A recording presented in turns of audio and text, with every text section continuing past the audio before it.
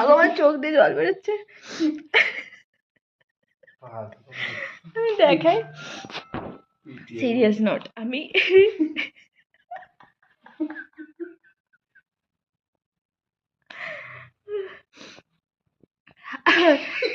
আরে বলতে দাও।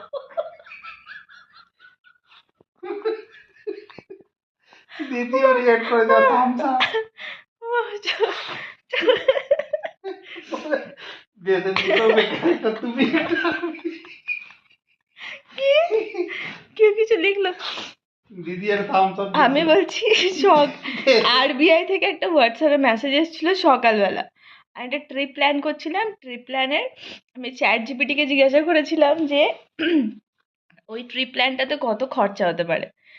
তো ওখানে ওকে চ্যাট জিপিটি একটা এস্টিমেট দিয়েছে, বা লাকিলি চ্যাট জিপিটির যে এস্টিমেটটা দিয়েছে আর আমরা যেটা করেছিলাম সেটা ম্যাচ করে গেছে। তো সেই আনন্দে আমি পুরোটা কপি করে দিদিকে পাঠাচ্ছিলাম যে দেখ আমরা যেটা মোটামুটি এস্টিমেট করেছিলাম সেটা সেম, চ্যাট জিপিটিও সেম বলছে।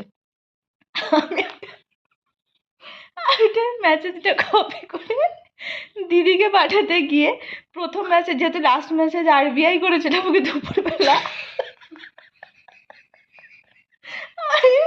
পুরো খরচার লিস্টটা, ট্রিপে যা যা খরচা হবে পুরো লিস্টটা আরবিআই কে পাঠিয়েছি। রিজার্ভ ব্যাঙ্ক অফ ইন্ডিয়া আবার ডাবল টিক ও রিডও করেছে। আমি পরে আবার লিখতেও যাচ্ছিলাম যে কিরে, আমি খেয়ালও করিনি ওপরে ওটা রিজার্ভ ব্যাঙ্ক অফ ইন্ডিয়া লেখা আছে। আমি লিখতে যাচ্ছিলাম যে দেখলি, তখন অভিষেক আমাকে বলছে যে এটা তুমি কাকে পাঠিয়েছো? আর দেশে দুটো বেকার, একটা তুমি, একটা আরবিআই থেকে দাদা টাকা লাগবে এক মাস। আমার পুরো ট্রিপের খরচা আরবিআই দেবে।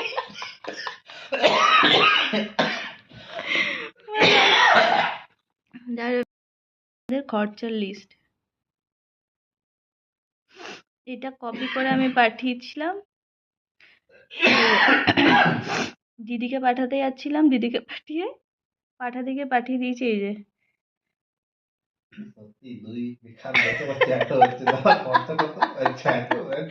আমি দিয়ে দেবো, টাকা লাগবে। আমি আবার দেখছি কি ডাবল টিক রিডও হয়েছে, তাহলে কিছু বলবে হয়তো।